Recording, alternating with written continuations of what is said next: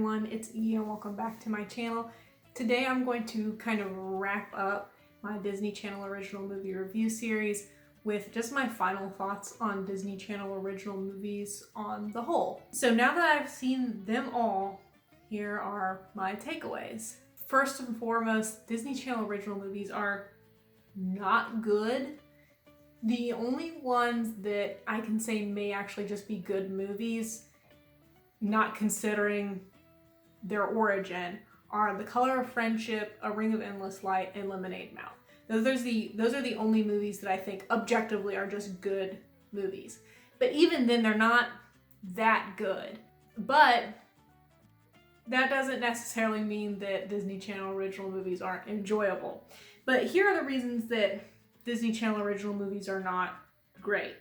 They all have basically the same issues: bad effects, cheesy dialogue, poor pacing, and all of those issues aren't related to the budget. So like some things you kind of maybe can just excuse, like the bad effects. They don't have a lot of money to make these movies, so things like the effects aren't good. Costume design, sets, those things may look a little bit cheap. But issues with plot holes and storylines not making sense, those things can't be attributed to budget. That's just bad writing. And there's really no excuse for that. These movies seem to have kind of a formula like most Disney Channel, or just most Disney movies in general have. But unlike Marvel movies, Star Wars movies, Pixar movies, this formula is not good. And I will say that it is a little bit disappointing that in this day and age, Disney movies really don't have a lot of originality or creativity to them, because they all basically follow a formula for success. But at least that produces movies that are good and good to watch. Disney Channel original movies follow a formula that doesn't necessarily produce good or interesting to watch movies.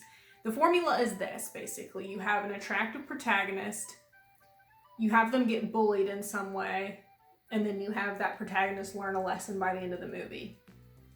That covers probably 80 or 90% of Disney Channel original movies. There are some that don't quite fit that mold, but most of them, basically fit that mold of attractive character, gets bullied, learns a lesson. And even if the bullying isn't outright, it might be they face some sort of challenge based on their looks or based on their gender or based on some kind of factor like that. And then they learn a way around it and learn to love themselves or whatever. We tend to think of Disney as this juggernaut entertainment company that can do no wrong. Everything they touch just turns to gold. But that's really not true. If you take a look back, sure, the company kind of started out that way when Walt was making Snow White and Dumbo. Those were critically acclaimed movies, and Snow White and the Seven Dwarfs earned a honorary Oscar, which is kind of offensive to animated movies, but back in the day, I guess it was the first feature-length animated feature, so they didn't really have a category for that. But those movies back in those days were conceived of by a visionary. And not necessarily everything that Walt Disney did was excellent, but he had originality and creativity that it just seems to be missing from the company now. Think about movies like The Black Cauldron, Chicken Little, Home on the Range. Those aren't very good movies. And, of course, the Disney Renaissance brought about some really good movies like The Lion King and Aladdin, but those movies were beat to death, and beat to death is the best way to put them, with VHS sequels that never hit the theaters and just total oversaturation and crazy toy marketing and stuff like that made us all kind of tired of them. And then think about live action Disney movies. Really think about it. There was Mary Poppins, of course, which was incredible. But think about the ones that were made more recently. Think about the ones that were made during the majority of the era of Disney Channel original movies. You've got Underdog, The Haunted Mansion, Sky High. Jungle to Jungle, Country Bears. Yeah, none of those movies are good. And really, Disney Channel original movies are on the exact same quality level as those movies. In fact, if you want to compare Disney Channel original movies to those movies, Disney Channel original movies might actually be a little bit better. However, just because most of these Disney Channel original movies are bad, that doesn't mean that they're not enjoyable. Like I said, I think they're actually more enjoyable than most of the live action movies that were released around the DCOM heyday. Where does the enjoyment come from, though, if they're not good movies?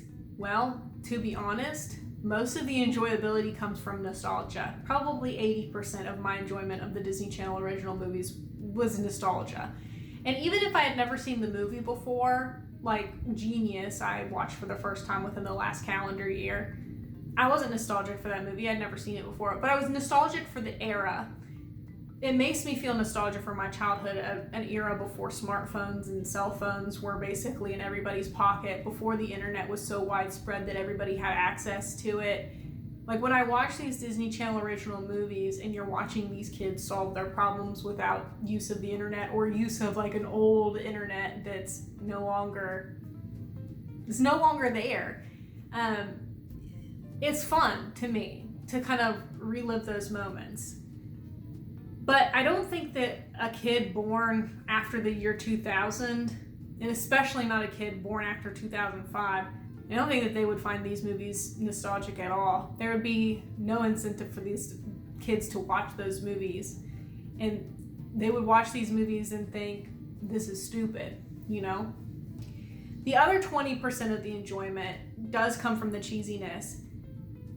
These movies are just cute sometimes, and a lot of times it's because they're so corny. And so the Disney Channel original movies do kind of have to strike a balance between being cheesy but not over the top cheesy. And if they can find that balance, then they're enjoyable to watch. They make you smile, they make you laugh because they're so bad. But it can't go too far in that direction because then you'll wind up with Dad Napped, which, if you recall, I thought was just so corny and so cheesy that it passed the point of enjoyability and into just cringe. So there's a line that they have to walk, and I would say that most Disney Channel original movies walk that line very well. They know what they are, they have an identity, and they stick with it. I think Teen Beach Movie is a great example of a movie that does that well. I laughed throughout that whole movie, and quality-wise, in terms of writing and story, it was one of the worst Disney Channel original movies. But it was just so cute and silly and goofy that I couldn't help but enjoy myself while I watched it. If you watched my ranking video, then you know that I said I probably would not watch most of these movies again. I think that very few of them have any rewatch value. And to be honest, while I was making this series, there were days where I just straight up dreaded having to watch another Disney Channel original movie. But there were good moments. Definitely good moments. Like watching Teen Beach Movie for the first time, or watching Zombies for the first time. And I would say that those little moments made it worth it. The moments of nostalgia, like watching the Cheetah Girls or High School Musical again, those made it worth it. But on the whole, no, I don't think I really enjoyed myself all that much. But I do think it was worth it for me. And I don't know. If you decide you want to watch all of the Disney Channel original movies too, Godspeed to you. But anyway, I guess that's it for the Disney Channel original movie review series. This is it, wrapping it up, my thoughts, putting a bow on it and calling it done. And I guess thanks for watching, and I'll catch you in the next one. Bye.